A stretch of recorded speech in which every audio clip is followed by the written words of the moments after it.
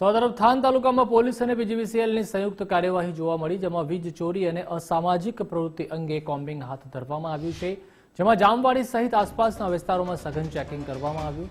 ભૂમાફિયા અને અસામાજિક પ્રવૃત્તિ સાથે સંકળાયેલાના મકાનમાં તપાસ કરવામાં આવી, જેમાં Surendranagar SP, Limbdi Chotila DYSP, than PI, PSI તપાસમાં જોડાયા હતા. 250થી વધુ પોલીસ કર્મચારીઓ અને પીજીવીસીએલની 50 ટીમો જોડાઈ હતી. તો થાન તાલુકામાં પોલીસ અને પીજીવીસીએલની સંયુક્ત કાર્યવાહી જોવા મળી. આની અગાઉ પણ કાર્યવાહી છે તે એસપી જે છે પ્રેમસુખ ડેલુ તેમના દ્વારા તેમજ તેમની ટીમ દ્વારા કરવામાં આવી હતી.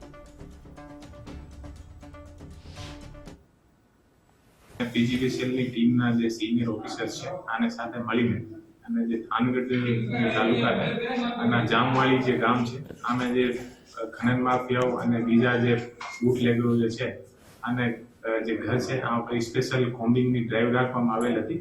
અને આ જે ડ્રાઈવ હતી આ ડ્રાઈવ દરમિયાન લગભગ 50ની આસપાસ પીજીવીસીએલની ટીમ અને લગભગ 200થી 250ની આસપાસ પોલીસના અલગ અલગ રેન્કના અધિકારી શ્રી, જેમાં એએસપી અને ડીવાયએસપી લીંબડી, ડીવાયએસપી ચોટીલા અને તમામ અલગ અલગ પોલીસ સ્ટેશનના પીઆઈ અને એલસીબી એસઓજીની ટીમ પણ સાથે મળીને અને અમે લોકો કાર્યવાહી કરી છે.